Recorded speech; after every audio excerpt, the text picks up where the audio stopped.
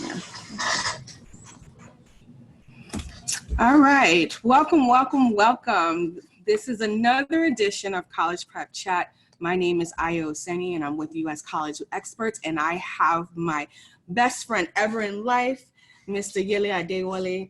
And what we're going to be doing tonight, it's really a redo of a webinar that we did for a nonprofit organization that we work with on we did a webinar on Saturday, and for whatever reason, it didn't get recorded, so we're going to go ahead and redo it and then also share it live with the people that follow us.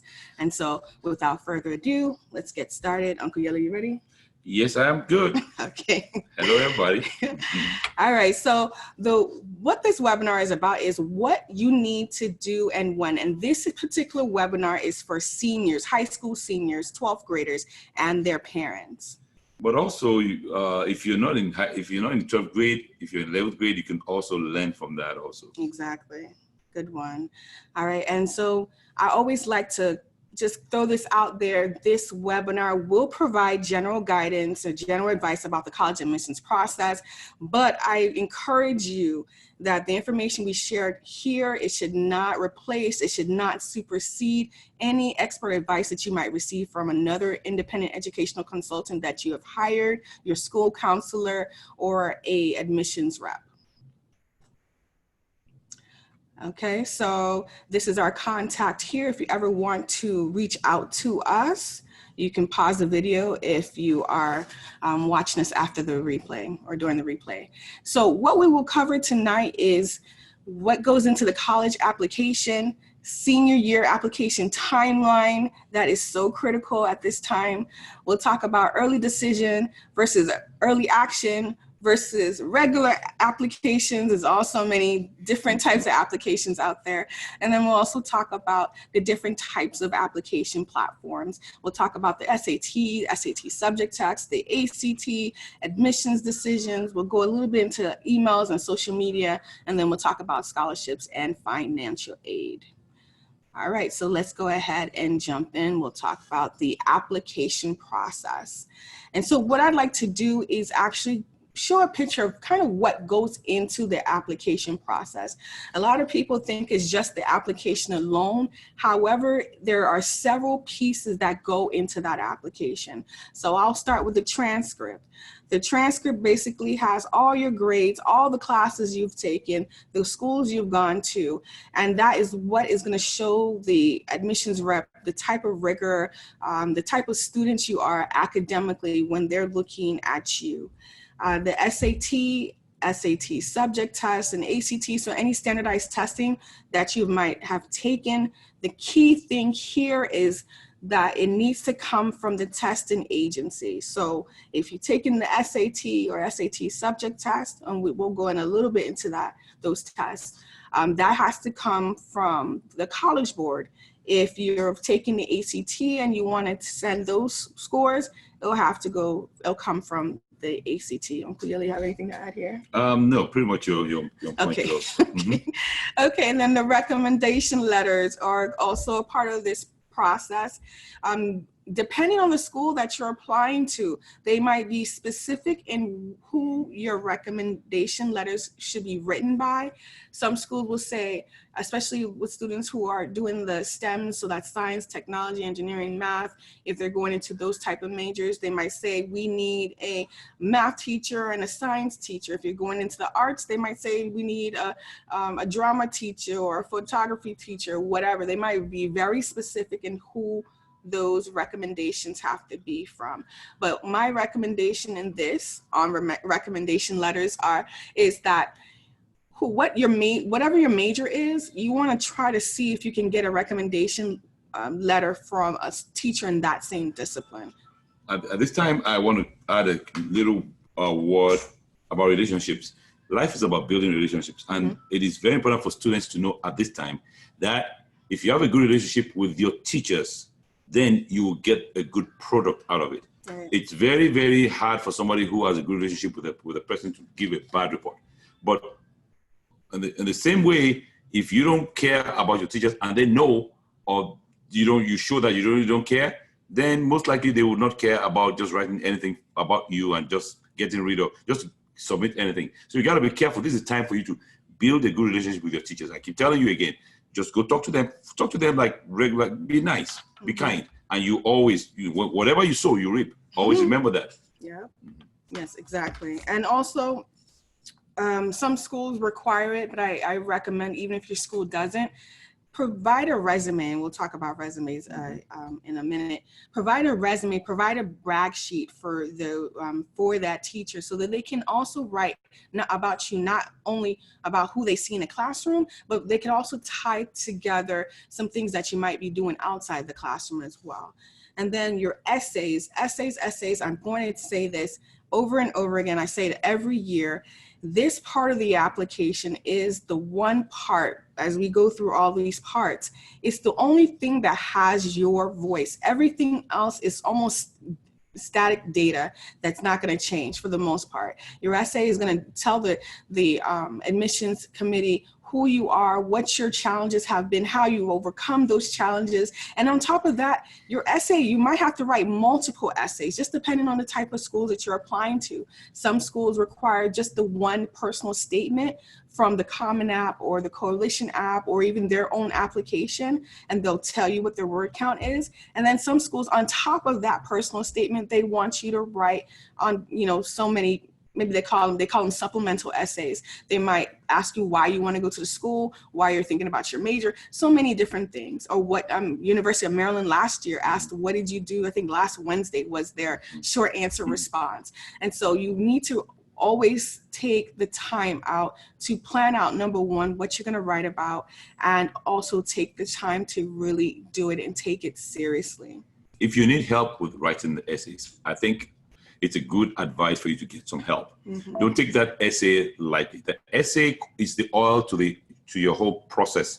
If you oil your process very well, most likely you get a good result. The essay, sometimes even if your other stuff, you're not so strong in it, you have a very strong essay. A lot of teachers, a lot of administrators, a lot of admissions people always like when they read the essays, and they imagine that they will like the student in their school. So please, your essays are very, very critical. And let me tell you something also. People know when an essay is written for you by somebody else. They can tell. They can tell. We can tell. Even I can tell. Yeah. They can tell. There's a lot of ways that schools can detect, and they say, oh, this student is not being honest, because they can see everything around you, and they can now know that you're not the same person that has written this essay. So please take time out, study, learn how to write the essays and ask questions, seek for help, but write a great essay and your chances are going to be a whole lot better. Yes, exactly. And then activities resume, what you want to do, and I see students that do this a lot, you want to make sure that your activities resume or your activities list include activities from 9th grade. So your high school career, that's where you should really start, unless it's an activity that has carried on since middle school or even elementary school. So maybe you've been in a certain type of orchestra and you've been involved in that orchestra since middle school, that's fine. However, the activities that you have in high school should be what shows up on the resume for the most part. And if you have questions about that, let me know. The other thing I want to stress about that is you want to make sure that the activities that you put on this resume are activities that you were involved in, and you're not just trying to fill your resume with things for activities that you might have just done one time and one time only. So one activity that comes to mind that I see in a lot of students' resumes is maybe their church every Thanksgiving, they volunteer to pack food, or they go and serve the homeless or something like that. That's fine. I would say if you were part of that process, not that you just showed up on the day of. So if you were helping them go and negotiate contracts or were trying to fundraise for that particular program, then yes, include it on your resume. But those one-time deals, I would say, just go ahead and remove them. Okay, and then major specific and honors program applications might be part of your application too. So some majors have their own application on top of this regular college admissions application. So you want to take that into consideration, especially with your timing. And then honors program, same thing. They might have an additional application so that you can apply to those honors programs. Interviews may or may not be required, or let me say this, they may be required or they may be optional.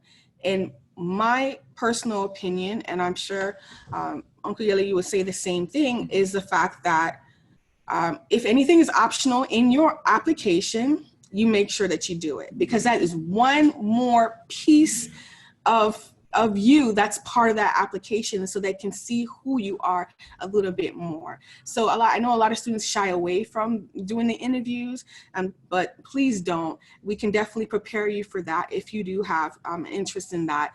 Sometimes the interviews are done by alumni. Sometimes those interviews are done by admissions reps.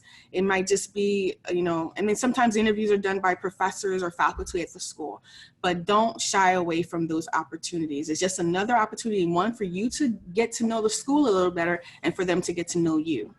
Though a lot of schools say that the interviews are optional, okay, but really they would like to know a little bit more about you, and it could be the tipping point for you. Exactly. You understand? So when everything else is not so strong, and then you have a strong interview and say, you know what, I think we should take this guy in, then they will take you in.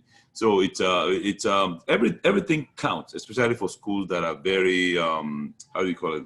Schools that very competitive. They're very competitive schools. So you want to you need every advantage out there. You don't want to leave everything on the table. You want to take every advantage you have.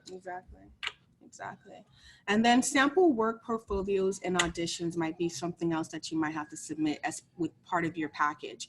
And so sample work could be, maybe if you're doing arts, or you're you want to be an art major. So maybe some of the work that you've already done, just to kind of show your strength and your dedication to that particular major or that particular art form. Some schools require auditions as well.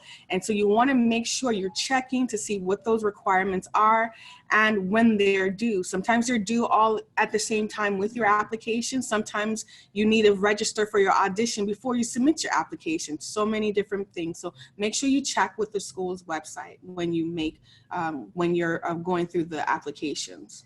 I just want to say a quick thing concerning your resume. I know I talked about it, but this is a very important part. I feel that your resume adds to who you are, your flavor. You really should sit down and write a proper resume for yourself. Again, if you need help, reach out, because a lot of people don't know that they have expertise in some things.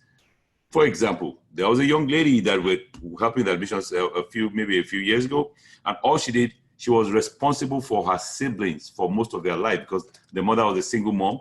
And this young woman was always one taking care of them, bathing them, taking them to school, dropping them off. And so she was actually, even though she was a young person, but she actually had become responsible over the years. She had experience. And, but when they asked what she did, she didn't say, she didn't know she had anything. But by the time we heard her story, I said, oh, this will be good for you to write. She got very good admissions based on the fact that she has some expertise, and they're able to see the other side of her ability to help humanities. Her family in this case. Yeah. So, so definitely don't look over things. So if you have a job, that should be on your resume as well, too. So keep it to high school, and keep it to things that you are really committed to, if possible. Their commitment, yeah. All right, so determining the type of college you will be applying to is definitely critical in this whole entire process. And so I always like to take students through some, different options that they should be really thinking about as they're building their school list, because you have to submit your application somewhere. So you want to know what type of school is the best fit for you. And so some students, I tell them, what size student body are you looking for? So are you looking for a student body or the number of students in school that's kind of similar to your high school, or maybe double the size of your high school, just depending on where, which high school you go to? Because I have students that at the most, their whole entire high school, maybe about 1,500 or 3,000 students. And then, so they want to still have that small class one-on-one experience with their professors. So they choose to go to smaller schools. Then you have the medium-sized schools, which there are roughly between 5,000 and 15,000 students. And then you have the large schools, which are basically the flagship schools. So like, I want to say those schools that have those football teams. So University of Miami, University of Maryland, College Park, those big Florida State, those big schools that really, you probably can get lost in a day just trying to walk around when the students are there. And so the different school types, are you interested in a school that's public, or are you interested in a school that's private? For those of you who are interested in community college, that might be an option first. And then some students just want to go right into the 4-year university or 4-year college or university.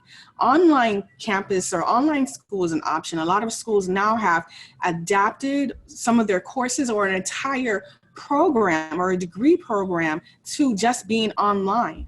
So that's a thing now. Are you considering that? And then on campus as well, it's something that a lot of, of course, most students are looking for that on-campus experience. And then you have residential or commuter schools. Some students want to be on a campus where it's really residential. Everyone lives on campus all 4 years, and they want to have that experience. Whereas some schools some students stay on campus, but the majority go home after classes are done, or majority go home on the weekend. So those are things you need to look at when you're looking at schools. And then religious affiliation is something that some students look at. They really want a school that is tied to their personal religion or personal preference as well. Distance from home. So a lot of students, and I hear this all the time, like we're on the East Coast in Maryland. So I have students that they want to get as far away from their parents as humanly possible, Everybody as long does. as they're still in the United States. So I have students that want to go all the way to California. Perfectly okay. But I definitely advise you to visit if you can. I definitely want to know why it is that you want to go that far away. Sometimes when students really think about the reason why they want to go, and we kind of talk through that, staying in the mid-Atlantic areas doesn't seem too bad for them or to them. Mm-hmm. Yeah. I mean, you have to consider also the fact that when you're in school for 4 years, your parents or your family will come to visit. And of course, if you're much further, then it puts a dent into that. But it's okay. Of course, some schools may give you scholarships that are way out there, and then you may have to just go there and do what you need to do. It's fine. We're just saying be aware of what decisions you take. There's so many other factors, and if you're going to go to a public school, an average public school, for example, maybe in an area costs about $25,000 to $35,000, but a private school costs anywhere from maybe $45,000 to $80,000 thereabout.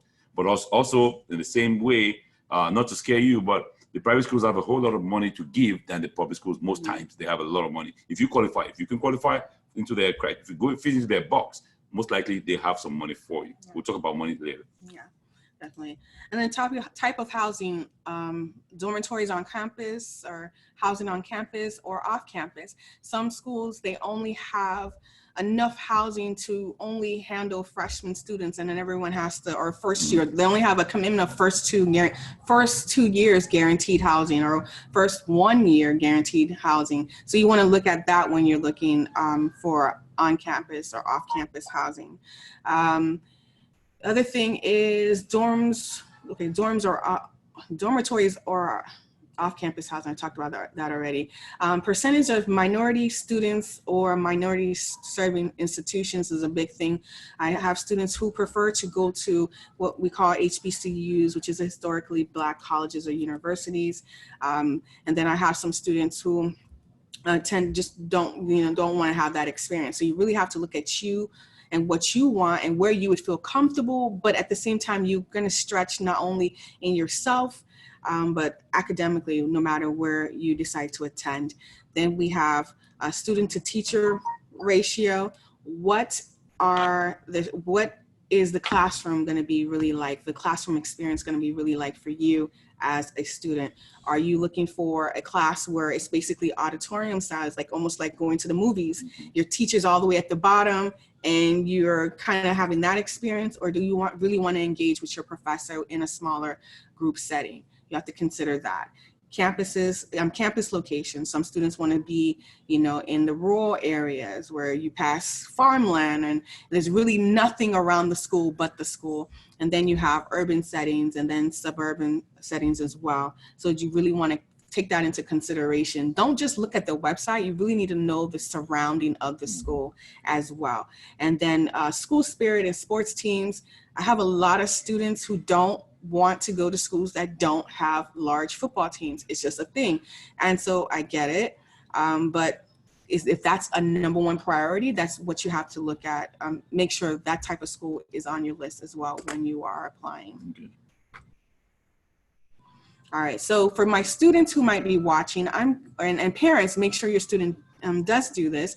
I advise students to do a college personality test. This test will kind of tell the student what type of school might be best suited for them. It's not 100%, but it definitely gives the student an idea. You can find that quiz at bit.ly/collegeptest, bit.ly/collegeptest. So all in all, as you gather all this information, you want to make sure that you're doing your research.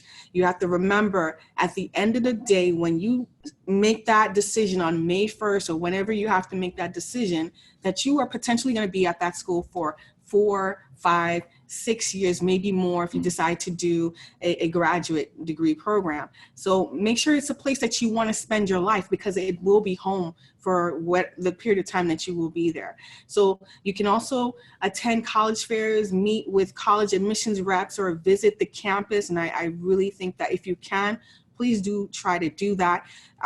Want to just mention that there are some colleges and universities that, for students who may not be able to get to their campus, they have fly-in programs, and they will either subsidize the cost or pay everything in full so that a student can get to the campus and visit. So I would advise you, even if they don't say it on their website, contact the admissions office and see if they offer those type of programs. And you want to make sure you understand the admissions application requirements. This is so critical to the whole process, because I would hate for a student to now sit down and do an application, do the essays, do the supplemental essays, and then find out, oh, you need an SAT subject test. And now it automatically disqualifies them from being able to apply to the school. And we'll talk about subject tests in a moment. But you want to make sure you understand what it's going to take to apply to that school and be considered, and not have your application automatically rejected. Check out their social media, check out their website, tons of information on those platforms for you. And I always like to talk to people, talk to the alumni that you might know that have gone to the school. If you don't know one, go on LinkedIn or use a hashtag, find someone. You can always find, internet has everything. You can always find someone somewhere. Current students who are already there, and talk to professionals who might have a viewpoint of whether this school is good for your particular major. And then do additional research. I have some websites here, collegedata.com, College Navigator, and Big Future also. Anything? No. Okay. Factors to consider when building your list. Of course, your major and future goals. You shouldn't be applying to a school that does not have your major. So you want to make sure that the school has your major when you do apply to them. I want you to also consider the average SAT and ACT scores. As you build your list, I'm looking for students to have at least 9 to 10 schools on their list. Maybe, and if you can do more, or maybe even 10 to 12, just depending. You want to check to see what their average SAT and ACT score is, so that you know where you fall in on your chances for admissions. And typically the school will have that on their website. If they don't, you can definitely check like College Data, those research websites I had on the previous slide, and they will be able to provide you with that information. You want to know if this school is going to be a reach school for you, which means is that the chances are pretty low that you'll get in, but you still want to try. You want to find out if the school is definitely a match for you, that you fall within the criteria there, that 50%, or if you're above the 50%, you want to also know that before applying. You want to know if they take your AP test scores, and if you've taken college courses, will they take those transfer credits? That's something you want to consider. Acceptance rates is a big thing for me.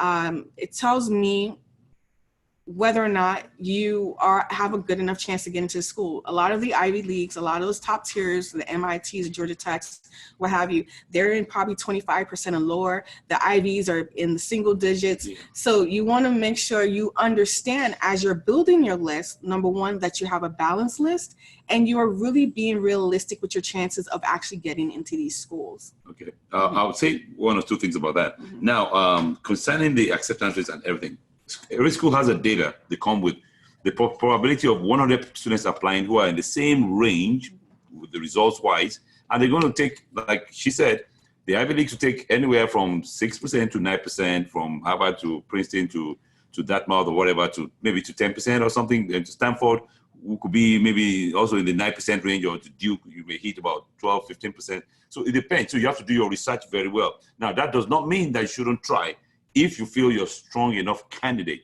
It just means that you may have, and this is where everything ties together. Sometimes you may, if all your parts make sense, like your essay is very strong, even though your results, your SATs is at least in the admittable range, it's not in the upper range, but it's in the admittable range, you might get a chance. Sometimes somebody even with a better result may not even get admission into, for example, any of the top schools, any of the Ivies or anything, and you might get in because everything else matches. Your essays are good, your recommendations are perfect, but this guy has better scores, but he has a okay recommendation, and then his essay is okay, but he has much higher scores than you. They rather take you. So everything must match. So you have to pay attention to details, very, very key. You understand? That's one of the things that, and of course, also, I know you talk about the endowment. You talk about the endowment. You haven't talked about it yet. No. Okay, all right. You okay. can talk about Yeah, it. but pretty much in all these schools, the private schools have what you call an endowment, which is what the amount of money that the schools have donated by the alumni, by good people, by people of good, whatever. Over the years, the school builds a war chest, which is called the endowment, and they invest that money, and they don't touch it, they invest it, and they make more money. For example, Harvard is the most endowed college in the world. They have about maybe between 38 to 40 billion dollars of in endowment, followed by maybe Yale and Princeton. They have like 30 something billion dollars. That means this money they set aside. So what happens is this: just around us here, we have maybe Georgetown with like $6 or $7 billion in endowment. GW has about 1 billion or 2 billion in endowment. So what happens is the fact that they are able to give a lot of financial aid to their students if you are in the admittable range. If you're given an admission, they'll give you quite a bit of money, depends on your financial situation and everything like that. And as minority students, which most of you might fall in that category, you have a lot of chances because every school, including the top schools, they want the best students from everywhere. Doesn't matter what culture you are in, they want the best minority students from everywhere. So if you are good enough that you can struggle to be in that range, then it's a good fit for you. Okay? Yeah, definitely. Freshman retention rates to me are a leading indicator of whether or not this school should be on your list. Yeah.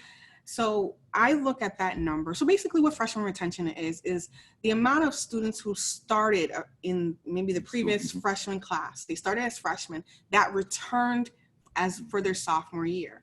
If you see anything, I want to say anything less than 90%, there's a lot of questions you need to ask the admissions rep when you do discuss the school with them. You know, sometimes students go to another school because maybe maybe they got a merit scholarship, and the merit scholarship was only for 1 year to entice them to come, but they didn't it's not a renewable. That might be a reason. It might be that something might be weird going on in the school. Administration might have changed and students just don't feel comfortable there. So you might want to just check what that freshman retention rate, anything less than 90%, you definitely want to check and see what's going on there. Graduation rates. Who wants to be in school for 6 and 7 years trying to get a bachelor's? So you want to look to see how many students are graduating in 4 years, 5 years, 6 years. Typically they publish those numbers. And so if you're seeing that a lot of students, the percentage of students graduating in 6 years is significantly higher than the students graduating in 4 years, that's a red flag for you. You might realize that you might not be able to get out of that school in what they say the normal, 4-year degrees.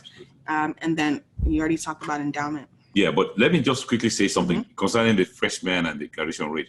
Why do you think the schools publish these things, even though it's not necessarily in their favor? 2 things. Number one, they're required by law to publish some of these things. By federal law, they're required to publish some of these things to show students, and they cannot lie because they could be in trouble for that. So they have to publish the freshman retention rate and the graduation rate. Otherwise, schools may not want to always put that on in public space, but they don't have a choice. They have to put it there. So it's a good way for you to kind of like get an idea of what goes on behind the scenes in the schools. Exactly. Okay, so I'll talk about application types. So there's a couple more after these, but these are the main ones that students that I work with, or we work with, go for. So early decision application, I want to say it's the one that is the most restrictive because it's a binding agreement. So basically what it is that if you submit an early decision application and you are admitted, no matter where else you have applied, you are saying that if I'm admitted to this school, you're going to go. So it's an agreement that if you're admitted, you will have to attend this university. Now, there are some ways around that. If, financial aid doesn't add up, there's some ways to get around that. But by signing that agreement, it's just a legal document saying that you will go to this university if you are admitted. Typically, the deadlines for early decision are, I want to say, between early and mid-November, but still check the school's website to know exactly when those deadlines are. And then also some schools all have multiple early decision deadlines. So maybe you applied to one school early decision and you didn't get in, but there's another one that might have been your second choice and you want to go ahead and do early decision there, then you might have the opportunity to do that. There's early action. Early action is just basically an early application. It's not binding. You find out whether or not you get in early. And so typically those applications deadlines are, I want to say, about the same time, early November, early or to mid-December. And then you find out between December and maybe early January when you if you are admitted or not, or if you are deferred to another application. Now, the thing about these early applications that I really like is that basically, I want to say by January end, you know where you're going, or you know what your options are. And so it also gives you an opportunity to look at your financial aid offers to see whether or not, what school is giving you more and what school isn't. So you have an opportunity to see, instead of waiting till March or late March to determine whether or not a school's financial aid package is going to work for you. Now, going back to early decision, one of the negatives of early decision is that you don't have the opportunity to compare financial aid offers, because whatever they give you is what you get. You can still try to negotiate with the school, but you aren't able to shop around and see who's going to give you a better offer like you would with any of the other applications. That is correct. And just to throw in a couple of things, the early decision was the only option about several years ago, apart from the regular decision. But now they have early action. They have other things in between because they saw that, okay, they rather give students more choice, because the school wants to know, are you coming here or you're not coming? And if you're coming, they want, if they go ahead, because what happens is you have a higher percentage of being admitted into these schools if you go early decision or early action. There's a higher percentage. So if the percentage of admittance is like 10%, then early action may be about 15% or thereabout, just to throw some numbers in. So the schools want to know that if they're committed to you, then you really must be committed to coming to the school. Because they also know that, especially in the competitive schools, they know that you are shopping around also, and they want to be, if they want you, then they really want you to come. They don't like you to say you don't want to come to their school. So that's why they have all these restrictions. But it's a good advantage to take. I mean, it's good to take advantage of that if you really if you put your applications in on time. I really advise, even if you're doing the regular decisions, also I advise students to really, really put in their applications early. You don't want to wait until the 31st of January and everybody's clicking. You're not going to get a very great result. Do it on time. October ending, there's really no reason why you shouldn't submit your applications by October, November, and you should be done with it. Yeah, so if you submit your applications early, you can still select the type of application type that you would like for them to consider you under. So if you submit your application, let's say October 15th, but you want to do regular decision, which is deadline might be in January, it's perfectly fine. You know that you've done your part, application is submitted, and you can enjoy your life or enjoy your senior year. And so I'll go into regular decision applications. This is a traditional application path. It's good for students that really want or need some extra time, or they need that extra quarter or two to reach whatever academic goals they need. Maybe they didn't take their SAT on time. It gives students a little bit more time because it's typically January, February, and sometimes even March for those regular decision applications. Back to early decision.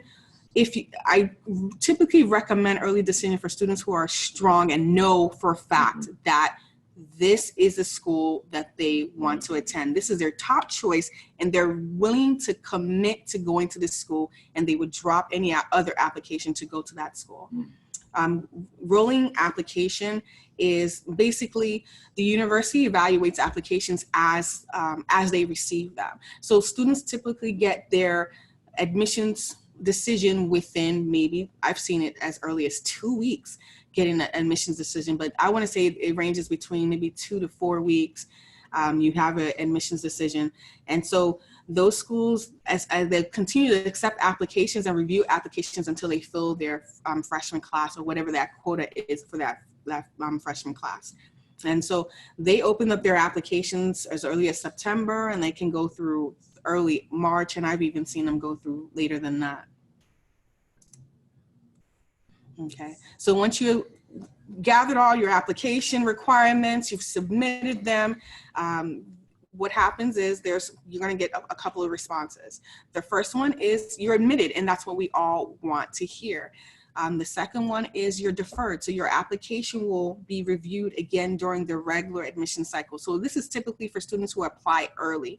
So the school says, well, this student may have not been the best fit for early application, but we still want to give them a chance, and we want to review them against the other applicants during regular decision. And waitlisted means basically just that.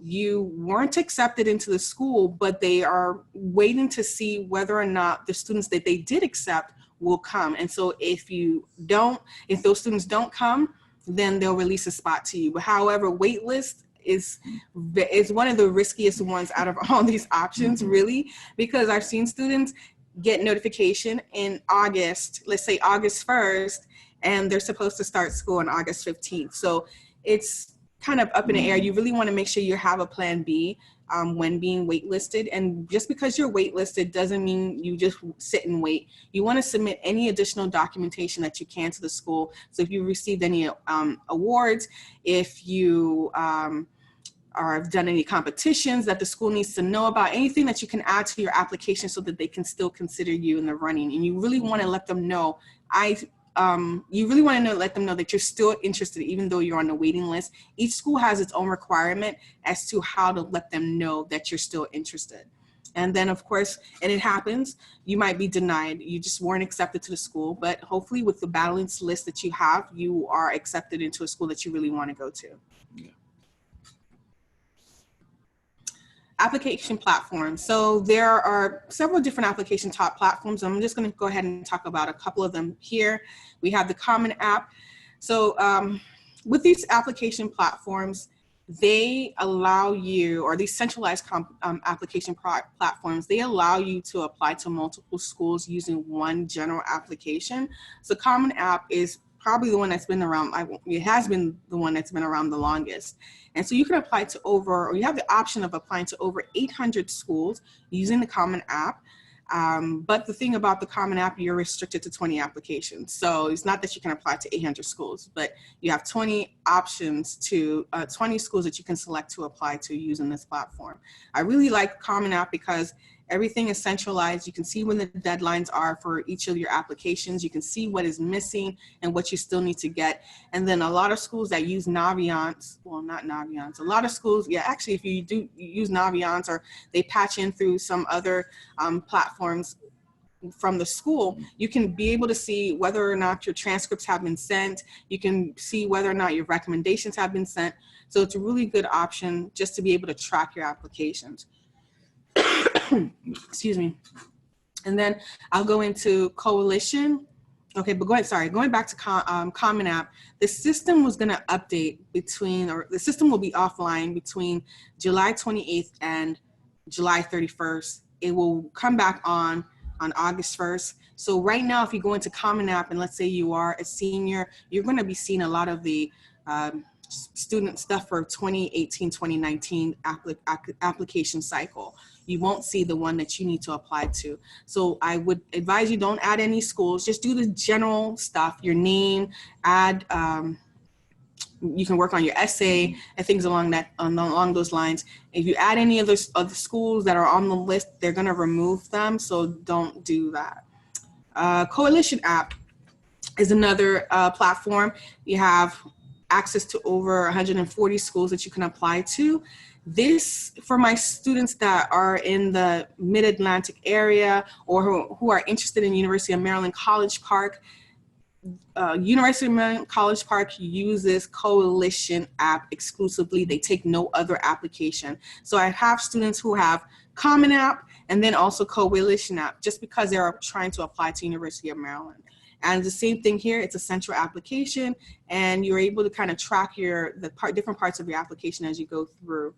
And then Common Black College app is another one you can apply to 54 historically Black colleges or universities for $35. So any school on that list you can apply to for $35.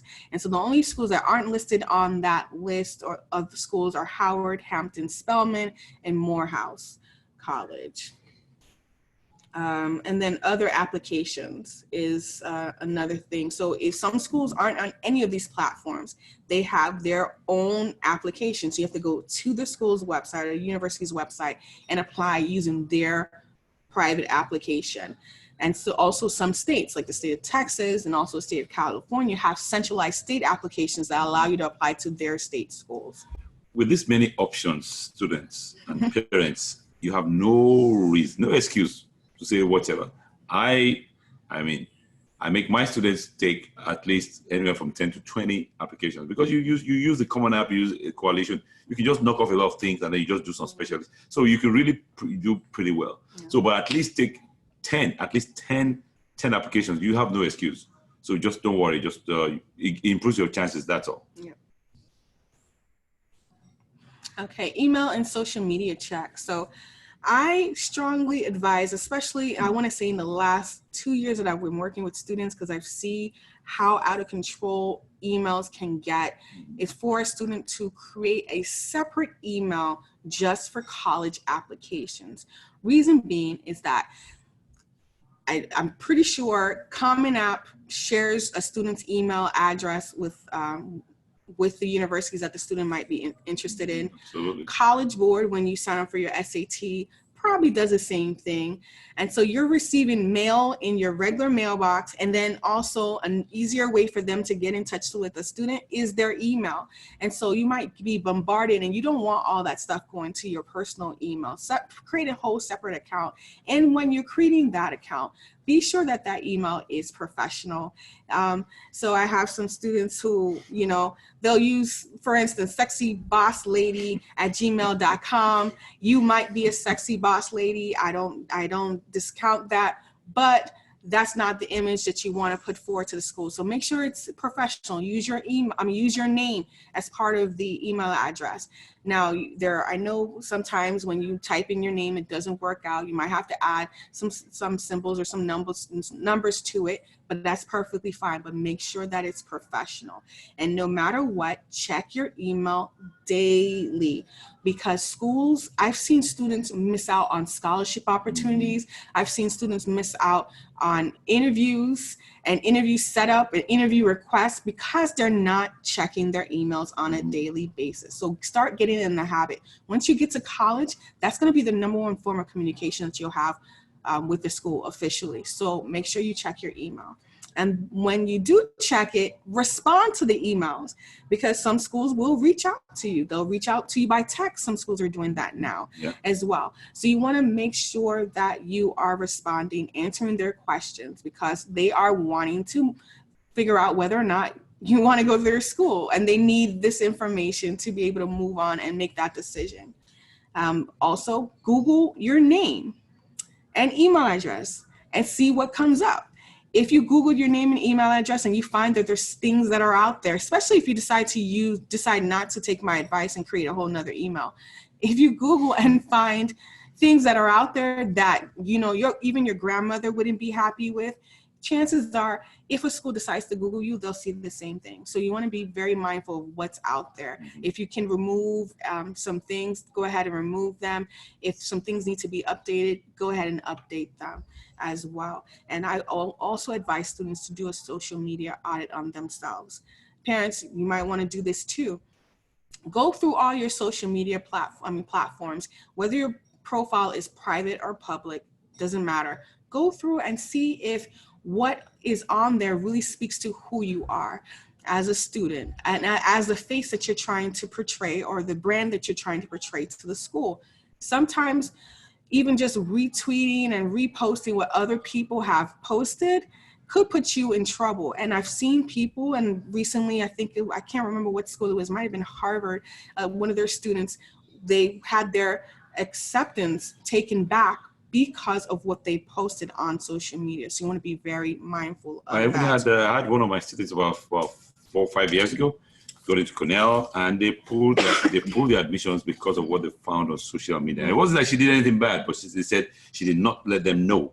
Right. So you understand, it wasn't like she did anything bad or she had any kind of funny stuff, but she got something in her current school and she didn't let them know. And they said, that means you were not being totally honest. And they took back their admission. So schools take this thing very, very, very seriously. Yeah, so be careful what you put out there for yourself. Definitely. And going back to emails as well, I'm finding now, and I'm hearing a lot from admissions reps, that they're using data analytics to determine whether or not the chances of a student actually coming to their school once being accepted. And one of the data that they look at is whether or not you open the email that they send. So they have on the back end, they can see whether or not you're opening the emails, and they're checking the open rate. So if you're not interested in the school, chances are when you see that email subject, you're not gonna respond. And so they're taking that into consideration as well. So you want to be very mindful. If it's a school that you're interested in, open the email, regardless of the fact. Just open all the emails so they don't hold that against you. All right, your testing options. So college admissions testing, basically there are 3 types of tests that you can, these are the main ones. There are others, there's AP, there's CLEP. I won't get into those, but these are the main ones that most students are going to be looking for as options to submit to a school for consideration for admissions. So we have the SAT, ACT, SAT subject test, and then I'll talk a little bit about test optional as well. So for the most part, what you need to know about the SAT and the ACT is that all schools, all colleges and universities accept both tests. I know there's a myth going on that some don't take the ACT or some have a preference over one or over the other. All schools take both tests, and you have the right as a student to submit both tests. So do that.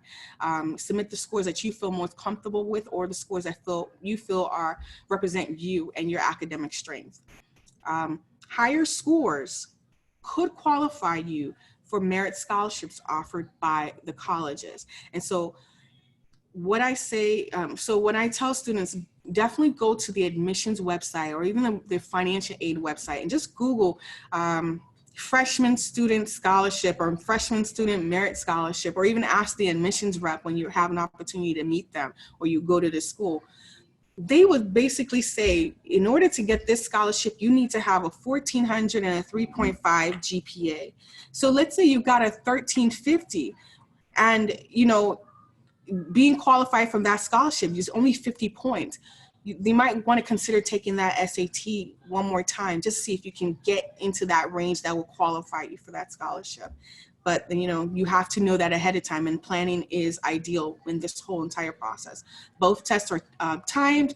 Math and reading cover subjects you should have covered in high school, and there's an optional essay and writing section on these tests.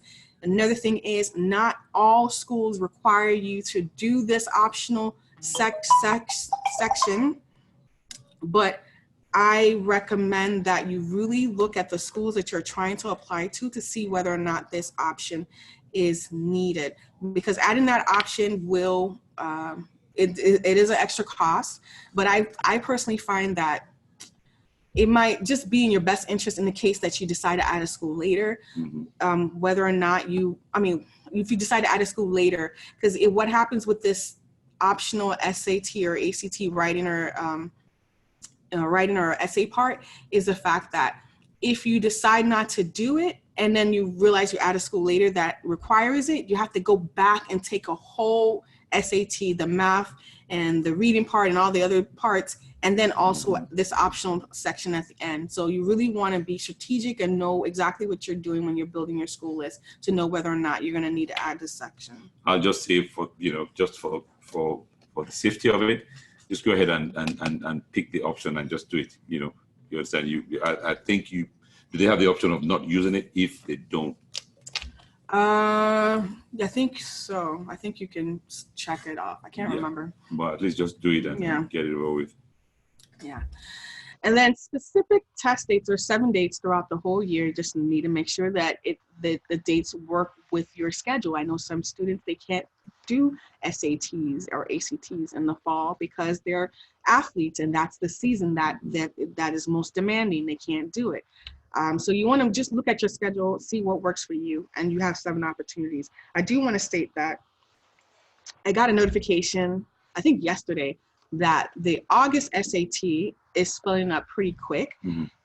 Really, reason being is because it's the SAT before you go back to school. Number one, you can knock it out before you go back to school, or in some states, you can knock it out before you go back to school, or it's earlier on in the year that your workload is not so heavy. And a lot of students have used the summer period to study for that SAT.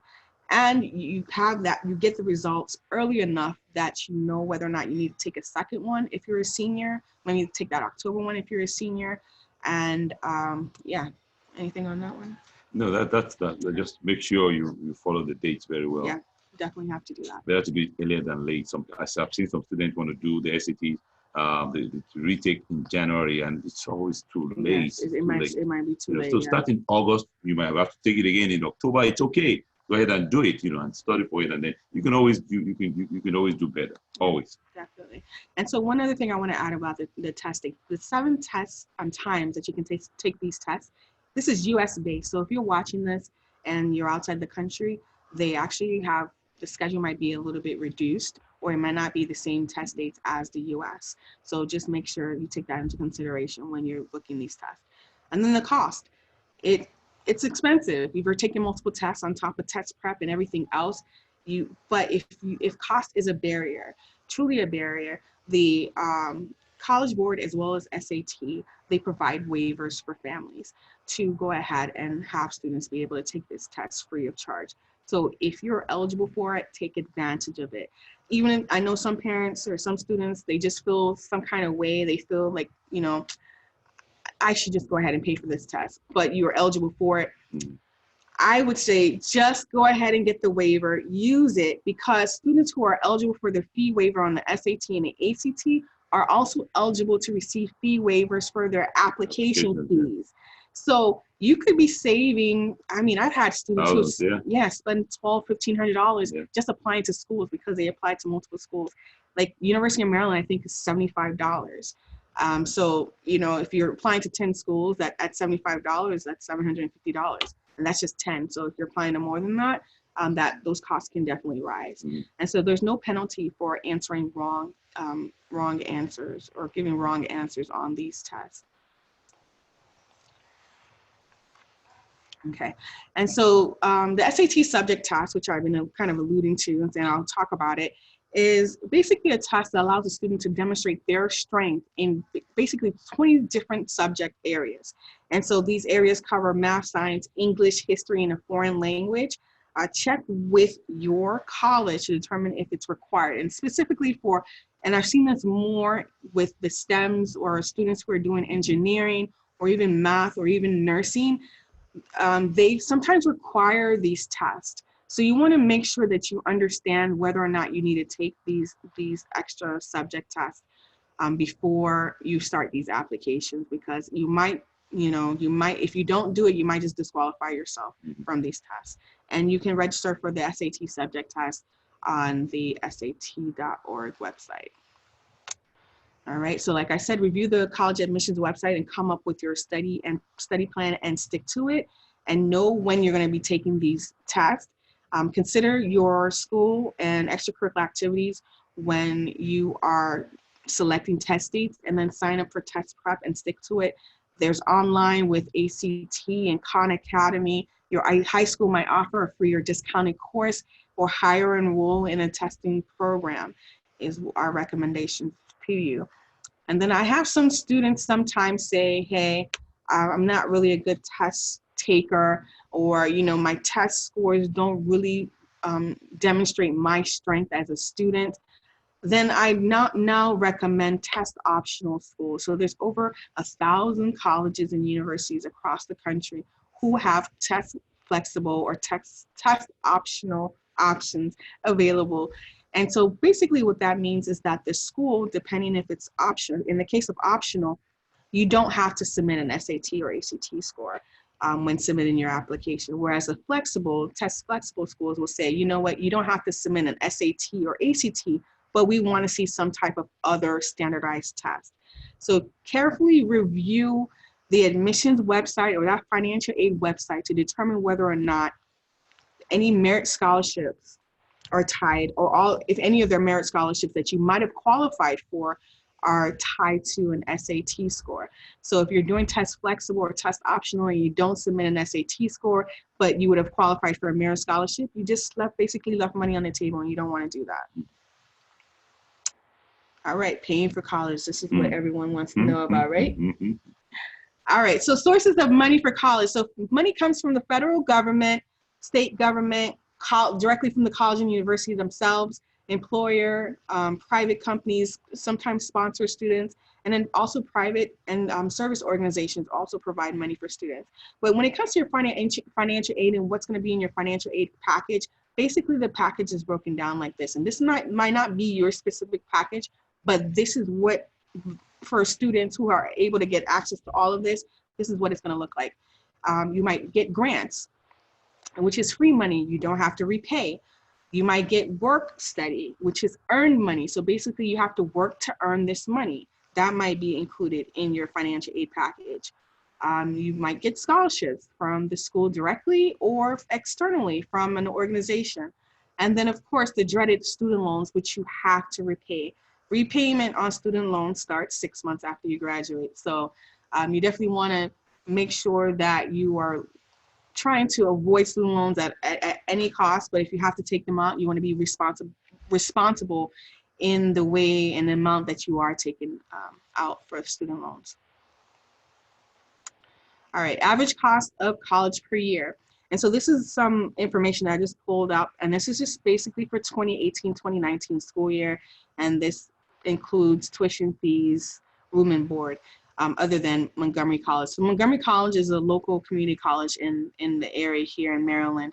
And so for a whole academic school year, so basically fall and spring, it costs a student about $9,600 to attend the school. And this is for non-county residents. So that's almost $10,000 a year just for community college. And then Howard University, which is a popular HBCU, I'm in Washington, D.C., which is, again, is close by, is $44,900 a year, almost $45,000, let's say, for you to attend this college or university. And this is out-of-pocket cost. I mean, this is total tuition, everything included. Tuition, room and board, fees, and meal.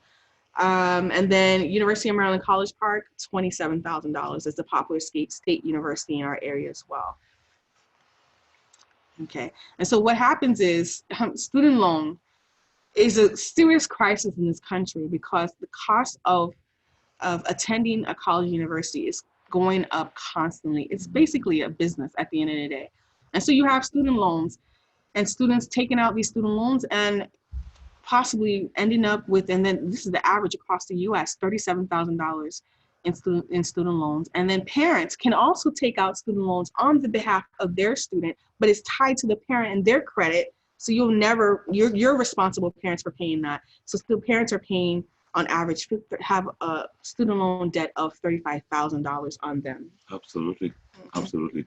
And it's rising. Just a few years ago, they did a study, and they still do studies every year. You can see that the school fees are rising up at an average about maybe 5% per year. So imagine, maybe 8 years ago, the average private tuition there was like 58 to 60,000. Now you have schools who are in the 80-something thousand, schools like NYU and GW and Georgetown, they're hitting 82, 83, 84, $87,000. So schools are not, it's not going down. So you got to make preparations. You got to be ready. You got to be ready. And so anything that the student can do ahead of time to reduce that cost is definitely critical and you really should invest your time in that. So on average, the American families altogether, $1.3 trillion in college debt, student loan debt. That's absolutely crazy. I don't think I can count up to a billion. Now we at trillion, right? All right. So how is financial aid awarded? So basically, if you want money, they need to know your information. So you must complete the required financial aid application. So the application's open, I want to say October 1st. And for students who are rising seniors or who will be 12th grade come August or September, you will be completing your first FAFSA this during your 12th grade school year. So free application for federal student aid is basically what FAFSA stands for, and that's where federal money comes from. So the federal loan program, federal grant programs, you would need to complete that application for that. And then we have some schools who are, in addition to the FAFSA, also need a CSS profile. So CSS profile is another form that is more intense than the FAFSA. And they want to know more information about your family and how they use their money and where their money is coming from. Only 400 colleges or over 400 colleges and universities require this form. Not every school does. So you want to make sure, one, you can go directly to your school, the school that you're interested, their financial aid website, to determine whether or not a CSS profile is required.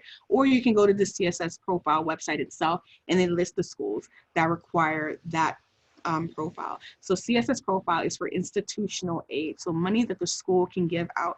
So like Uncle Yele was talking about earlier, the schools with endowment, this is how they determine how much money they're going to give a student or incoming freshman class, is this profile form.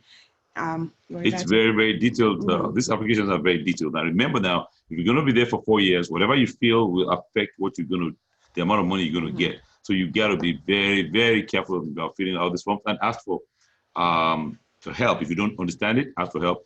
I've been known to spend 8 hours filling the CSS profile. It's a lot of work. Yeah. So please just reach out, and if you need some help, please reach out for the proper help to guide you. Yes, definitely. You want to do that. Because the CSS profile specifically, you're not able to go back and edit the information. FAFSA, you can. So you want to be very, very careful with that. Even with these forms too, if with these forms, they require you to reference your taxes. And so with the FAFSA, they do what they call is prior year, and I close the slide. It's called prior year. So basically, they're going 2 years back from when you started. So there's students who are going to be in the class of 2020, 2021, they'll be using the 2018 tax season year to file their financial aid. And so if anything changes, let's say from 2018 to now, you've lost your job, you've had a reduction in income, you want to make sure you let the financial aid office know that you had there's an issue, things have changed, and so they're aware about that. And there are some state financial aid programs that you should be aware of, and that's the website there. And keep in mind, especially with the states, because they're definitely limited in the amount of funds that you have available. But overall, funds are distributed on a first come, first served basis, including merit scholarships. So check with the college and know what their financial aid deadlines are. In financial need calculator, so cost of attendance is basically the sticker price that you see on the website. So that's tuition, fees, room and board, etc. They calculate that and they say, this is how much it's probably going to cost you, family X, to attend our school. When you complete your FAFSA, it now generates a number to say what they estimate, or the federal government estimates that you can contribute as a family towards the cost of your student attending the school. And then the difference between those two numbers is what your financial need is. And so that's how they determine how much money they can give you. And so what I always like to have families do is to really project that number. Know what you would have to pay, know what you might have to pay out of pocket before you attend or even have a student apply to the university. And you can do this as early as middle school. You don't have to wait till your students in 12th grade to do this. So these are a couple of different websites that you can check out. FAFSA Forecaster, EFC Calculator, Net Price Calculator. There are some really good resources just to get you in the mindset of, okay, this is how much it's going to cost. Because to go through this entire process and then get the bill at the end of the day, sometimes some families, it's really stressful trying to come up with that, maybe the last $10,000. So just going to the situation well equipped with information is ideal. Okay, you can find scholarships anywhere, and I get that all the time. Where can I find scholarships? You can find scholarships anywhere. Anything that you look at has a scholarship. I'm sure I have a Samsung. Yeah, the best phone ever. I have a Samsung Galaxy Note. iPhone. Okay. I'm sure Samsung has some type of scholarship. Look at the sneakers you wear, the water you're drinking, the stores that you buy your water from. Look, they might have scholarships for you. So just check them out. So one of the things I definitely, as I've been saying, is when you're thinking about applying to a school, make sure you check out the admissions website or the financial aid website to just see what type of scholarships you might be eligible for. So this is University of Auburn in Alabama, directly on their website, and I have the academic non-resident scholarship list that they have for incoming freshman students. So they have a charter scholarship, and it requires a 29 to 30 on the ACT or the SAT equivalent, and you need to have a 3.5 GPA, and they'll give you $32,000, $8,000 per year. Why leave money on the table? So if you were a student that got a 28, you might want to go back and take this test so that you can get this $32,000 to reduce how much money you might have to take out in student loans as well. And the other thing I want to mention about this is when you're looking at these different schools and their scholarships, some schools, it's automatic. As soon as they see your GPA and your grades, they automatically award you these scholarships. Some schools like the University of Maryland, they're more prestigious scholarships. They require interviews, and they might require an additional application. So you want to know that as you're applying at these schools. So this particular scholarship, the admissions office will determine or whatever office that might be managing the program will determine who they will invite to be considered for this. And so this program, Banker Keys, I think this is a top scholarship, full ride scholarship at University of Maryland College Park, and they only take 150 students for this program. So definitely want to take that into consideration. So this is another school, McDaniels College. McDaniels College is test optional, and so they have their merit scholarships based strictly on GPA. So I mean, sometimes your GPA can't really move too much, but if you were looking at this maybe the end of your junior year and you knew that, okay, my parents don't have money to go to send me to college, and there was still a way for you to get 3.75 or above so that you can get this $25,000 scholarship, you know you need to work harder. So definitely take that into consideration. But above all, I always recommend students apply local to increase their chances, because with these local scholarships, the competition is less, is restricted to a certain area. So you want to make sure you take advantage of those opportunities. So then there are scholarship websites out there that you can also check. I have fastweb.com. Fastweb.com is a bit dear to my heart because this, I think, was the only scholarship website for a long time. for one long time. I still must. Yeah, this is the only website that was available for a very long time. It was the scholarship website I used when I was in high school. And so I think I still have my account with them from high school. But there are so many different websites out there. You got Find Aid, you have Big Future, which is again rolled into the whole SAT College Board search. Scholly app is out there as well. One website I do direct a lot of my students to is JLV College Counseling. She's a consultant just like myself, and I don't know how she finds them. She gathers and posts different scholarships based on different criteria. They are available. She filters them by month, by major, by gender, by race. There's scholarships for international students, scholarships for parents on her website. So definitely check that website out as well. Okay, so when you're on scholarship websites, definitely when you're on social media, don't just be on social media. Use your phone as a money maker. So check out hashtag scholarships, hashtag fellowship. And if you come across a scholarship, check what hashtags that organization used to hashtag that scholarship to see maybe you can go down another whole hashtag and find some more scholarships as well.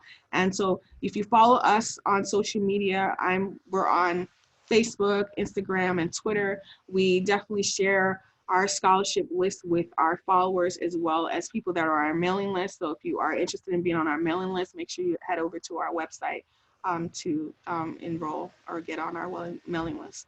So senior year timeline, that's the whole reason why we're doing this, right? So for students who are considering doing the early path, so you're doing the early action or early decision application, and please keep in mind this is general, not specific to any certain student, but these are things that you should keep in mind as you go through this process. So during the summer months, I like for students to create their accounts on the application platforms that we mentioned, whether it's Common App or Coalition App or the Black Common App. Build and finalize your school list. We want to see you develop your resume. We want to know who your recommenders are going to be.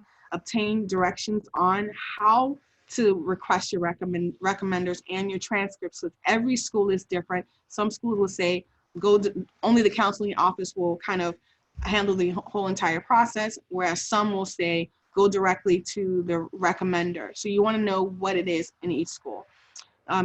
Go on college tours while the summer is still here. It's pretty hot here in Maryland, but just have to do it sometimes. Complete complete your the general parts of your Common App or your Coalition App. Start your essays, and if you can't complete your essays before you go back to school, and then as I said earlier, do those net price calculators, use them to understand how much it might cost you to go out of school, to go to certain schools, and then take the final SAT, which would be in August. And then going into your senior year, you want to submit your recommendation request, submit your transcript request, take your SAT. If you find that you didn't do well on your August test, or you're trying to make sure you meet a scholarship criteria. And then if you've done all this, that like we've told you, you might be ready to go ahead and submit your applications. And then of course, continue to look for scholarship. You have to constantly look for scholarship. As long as you have a tuition balance and your dad is not Bill Gates, you need to be looking for scholarships. October, November, and December, prepare and submit all your financial aid applications. Like I said, October 1 is when the application for the FAFSA opens and CSS profile. Back to that, I recommend starting with the FAFSA first and then going to the CSS profile because it's a bit detailed. Submit college applications by whatever deadlines they are. If you're required to do any interviews, we can help you with interview prep, and again, continue to submit applications. And so with the regular students who are on the regular path, everything is basically the same, but everything shifts a little bit. So what students would have been doing in the summer, they'll be doing September, October, and November. And then we shift everything forward into the last part into December, January, and February. But again, this entire process is based on the deadline of the school you're applying to. And so now come January, everything somewhat overlaps. You want to make a note of when you must notify each college or university of your acceptance offer. So just because you are accepted and you decide to go to another school, you also want to make the schools that you decide not to go to aware that you're not going to be attending their school. So of course they can take a student off the wait list. Let's see. And then you want to also begin to compare your financial aid offers. You want to compare apples to apples, understand what they're offering you in student loans and scholarships, and you want to use that opportunity to go back and try to get additional aid if you can. May 1st is National Decision Day, and that's typically the day where students have to make a decision. Other than students who are early decision, have to make a decision as to where they want to go. Some students who already know where they want to go they accept their offers way before this, but May 1st, typically across the board, is when those decisions have to be made. And then come June, July, August of this time next year, you need to confirm all your application requirements. You want to continue to submit applications for a scholarship, and you want to depart. I think I missed one thing. Okay, and then also you want to sign up for your new student orientation and really understand what each college is still requesting from you. And during this time, you definitely need to continue to check your email, even though you were accepted. All right, so that was a lot to go through. Yeah, it was a lot. And but the reason why we do this is because we want to get that information out there. We don't want students to wait till the last minute to apply to schools. And we want to make sure that you're going into the process a little bit less stressed, and you know exactly what you need to do, like I said. So recap is to create an application timeline. We had a sample timeline that we shared with you, but again, that's a general one, so you would have to break it down for you and the schools that you're applying to. Review all application requirements. Don't wait till the last minute. Please contact all the individuals and companies involved who will be submitting different parts of your application. So that's SAT, ACT, your guidance or your school counselor, your recommenders. Review the list of test optional schools if you decide to go that route, and weigh the pros and cons on that. Take advantage of centralized applications like the Common App and the Coalition App and a Black Common App. Apply for financial aid if you need money. Google yourself and check your social media, and always, always, always search for scholarships. Yeah, and that's about it. I want to tell you, I know it's a lot of information, but guess what? If you need for help, reach out for help. Reach out to us at US College Expert. You can always get the benefit of very good advice. Mm-hmm. It's our desire that you will get a great scholarship and you go to a great college. Awesome. Thank you very much. Ayo, it's always great to work with you. Same here. And so let me just answer a couple of questions. So I wanted to, some of the questions I get really quick. This is the main one I'm going to just talk about because time is gone. I'm an undocumented or a DACA student. Is there financial aid for me? I actually have a list of schools that I'm more than happy to share with students who fall under that status. I know it's very trying, it can be very confusing, and you have that additional obstacle and you know you want to go to school. I've been there, I've gone through it, there's hope. And so I really have a heart for students like that, because I can definitely relate to them. So make sure you reach out to me so I can share that information with you. So again, thank you so much for joining us. If you have questions that we didn't answer on this webinar, feel free to reach out to either one of us and we'll be happy to help you. Thank you. Thank you.